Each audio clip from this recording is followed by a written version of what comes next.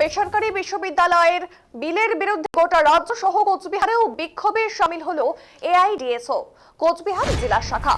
বিধানসভায় 3টি বেসরকারি বিশ্ববিদ্যালয়ের বিল পাশের প্রস্তাব রেখেছে রাজ্য সরকার। তার বিরুদ্ধে গোটা রাজ্য সহ কোচবিহারেও বিক্ষোভে শামিল হলো এই এআইডিএসও।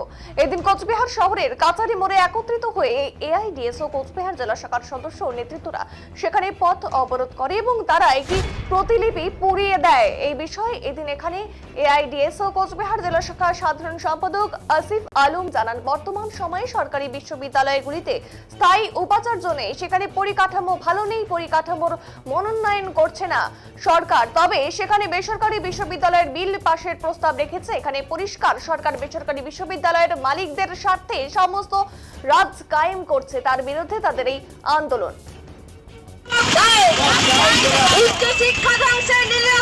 বেসরকারীকরণে বিশ্ববিদ্যালয় বিল জ্বালিয়ে দাও, পুড়িয়ে দাও। নকশা বাতিল করো, বাতিল করো, বাতিল করো। এই বেসরকারি বিশ্ববিদ্যালয় বিল লাল আগুনে জ্বলছে, জ্বলছে, জ্বলবে। আপনারা প্রত্যেকেই জানেন যে আজকে বিধানসভায় 3টি বেসরকারি বিশ্ববিদ্যালয় আনবার জন্য আমাদের রাজ্যের সরকার যে প্রস্তাব পেশ করেছে, আমরা এই বেসরকারি বিশ্ববিদ্যালয় আনবার সরকারি অপচেষ্টা, যে উচ্চশিক্ষা ধ্বংস করবার উদ্দেশ্যে এই বেসরকারি বিল আনছে রাজ্যের সরকার, একে প্রতিরোধ করবার ডাক দিয়েছি। আজকে আমরা সারা রাজ্য জুড়ে বিক্ষোভ প্রদর্শন করছি এবং এই যে বেসরকারি বিশ্ববিদ্যালয়ের যে কালা বিল, এটাকে আমরা সর্বত্র আমরা পুড়ে দিচ্ছি, জ্বালিয়ে দিচ্ছি এবং আমরা দাবি করছি যে সরকারি শিক্ষা ব্যবস্থার যে বেহাল দশা এই রাজ্যের সরকার নানানভাবে করছে।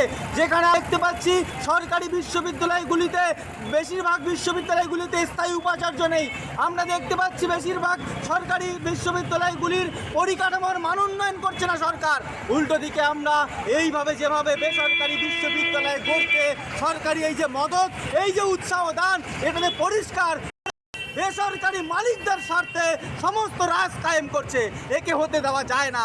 তাই আমরা এই আইডিয়া সমস্ত শুভবুদ্ধি সম্পন্ন নাগরিকদের কাছে, শিক্ষাপ্রেমী নাগরিকদের কাছে, ছাত্র সমাজের কাছে আমরা অ্যাপিল করছি, আপনারা আসুন, আপনারা রেইজ করুন, ভয়েস রেইজ করুন।